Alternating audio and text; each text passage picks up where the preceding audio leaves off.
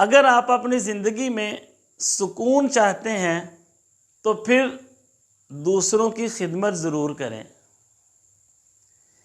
اس میں کوئی شک نہیں کہ انسان کو جو مزہ دوسروں کو کھلانے میں آتا ہے، تقسیم کرنے میں آتا ہے، وہ کمانے میں نہیں آتا، اور شاید اس کی وجہ یہی ہے کہ بانٹنا، تقسیم کرنا اللہ تعالیٰ کی صفت ہے۔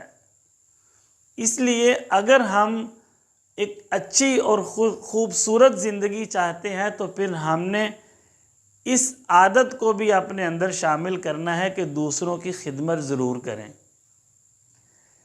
ایک بزرگ فرماتے ہیں کہ جو بندہ یہ کہتا ہے کہ میں امیر ہو جاؤں تو پھر بانٹوں گا، پھر تقسیم کروں گا، تو وہ کبھی نہیں بانٹ سکتا۔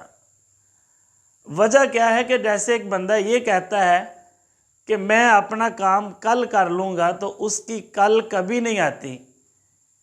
اسی طرح جو بندہ یہ کہتا ہے کہ میرے پاس زیادہ پیسہ آئے گا تو پھر بانٹوں گا، پھر تقسیم کروں گا، تو اس کے لیے بانٹنا مشکل ہوتا ہے، کیونکہ جیسے جیسے انسان کے پاس پیسہ آتا ہے اس کے سوچنے کا انداز بدل جاتا ہے، اس کی ضروریات، اس کی ترجیحات بدل جاتی ہیں، پھر اس کو پیسہ مزید چاہیے ہوتا ہے، تب اس کے اندر بانٹنے کا حوصلہ پیدا نہیں ہوتا۔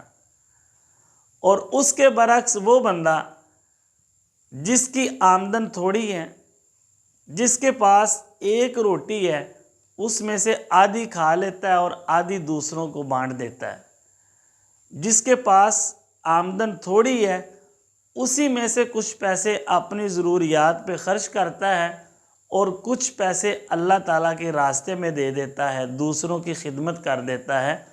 تو یہ عظیم انسان ہے، یہ بڑا انسان ہے۔ یاد رکھیں، خدمت کا قطعاً یہ مطلب نہیں ہے کہ آپ کے پاس پیسہ ہوگا تو آپ دوسروں کی خدمت کریں گے۔ خدمت کرنے کے بے شمار طریقے ہیں۔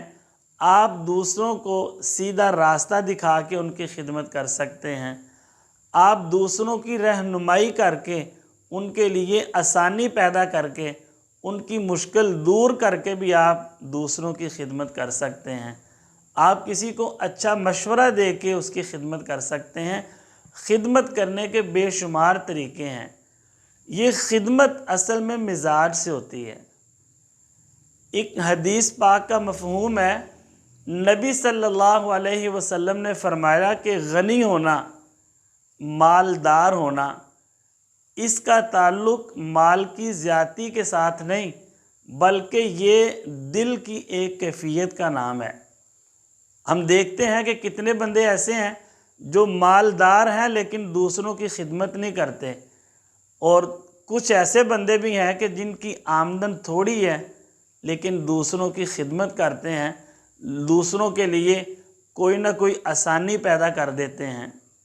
تو یہ حدیث پاک کا مفہوم ہے کہ اصل جو امیر بندہ ہے نا، اصل جو غنی بندہ ہے، وہ وہی ہے جس کا دل امیر ہے۔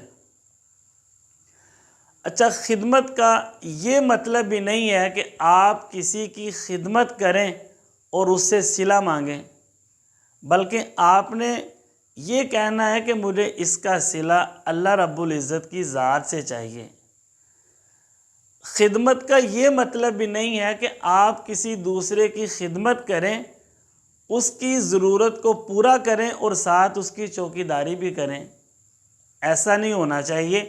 بہت لوگ ایسے ہیں جو دوسروں کی خدمت کرتے ہیں، ساتھ چوکیداری بھی کرتے ہیں، ہر وقت دھیان رکھتے ہیں کہ انہوں نے کہاں خرچ کیا، میں نے اس کو یہ دیا تھا، اس نے کہاں لگایا۔ یاد رکھیں، یہ خدمت صرف اللہ تعالیٰ کی رضا کے لیے ہونی چاہیے۔ اسی کے بارے میں کہا جاتا ہے کہ نیکی کر اور دریا میں ڈال۔ آپ نے اگر کسی کی خدمت کی ہے، آپ نے اگر کسی کے لیے آسانی پیدا کر دی ہے تو پھر پلٹ کے نہیں دیکھنا، پھر اس کا صلہ نہیں مانگنا۔ یاد رکھیں، یہ خدمت انسان کی عقل و فہم کی، انسان کی عظمت کی زکوٰۃ ہوتی ہے۔ تو ہمیشہ کوشش کرنی ہے کہ یہ خدمت اللہ تعالیٰ کی رضا کے لیے کی جائے۔